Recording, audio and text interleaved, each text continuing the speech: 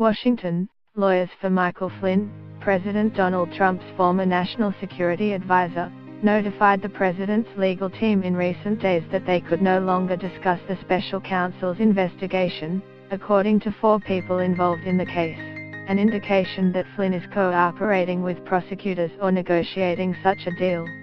Flynn's lawyers had been sharing information with Trump's lawyers about the investigation by the special counsel, Robert Mueller, who is examining whether anyone around Trump was involved in Russian efforts to undermine Hillary Clinton's presidential campaign.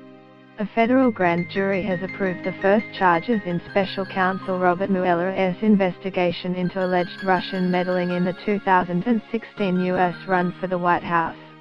Tension is rising on Manus Island with PNG police inside the detention center, as around 100 men refused to leave, weeks after essential services were cut off.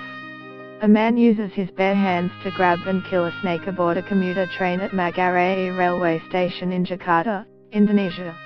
Zimbabwe Defense Force prepared to swear in Emerson Mnangagwa after 37 years of President Robert Mugabe's rule. As many Americans sit down to celebrate Thanksgiving, many others sit in lines outside retailers, anxiously awaiting Black Friday. The border communities in the Irish Republic and Northern Ireland currently enjoying frictionless trade and free movement of goods and people, but that could change if any sort of border is reinstated after Brexit. The United States has called the military operation against Myanmar's Rohingya population a ethnic cleansing and is threatening targeted sanctions against those responsible. Attorney General Jeff Sessions has ordered a review of the federal database used for background checks on gun purchases. A federal grand jury has approved the first charges in special counsel Robert Mueller's investigation into alleged Russian meddling in the 2016 U.S. run for the White House. That agreement has been terminated, the 4 people said. Defense lawyers frequently share information during investigations, but they must stop when doing so would pose a conflict of interest. It is unethical for lawyers to work together when one client is cooperating with prosecutors and another is still under investigation. The notification alone does not prove that Flynn is cooperating with Mueller.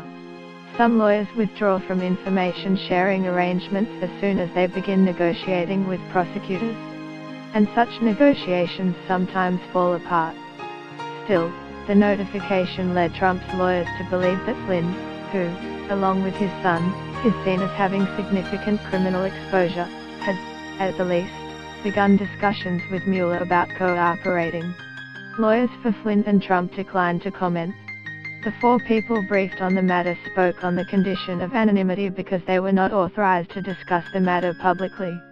A deal with Flynn would give Mueller a behind-the-scenes look at the Trump campaign and the early tumultuous weeks of the administration. Flynn was an early and important advisor to Trump, an architect of Trump's populist America First platform and an advocate of closer ties with Russia.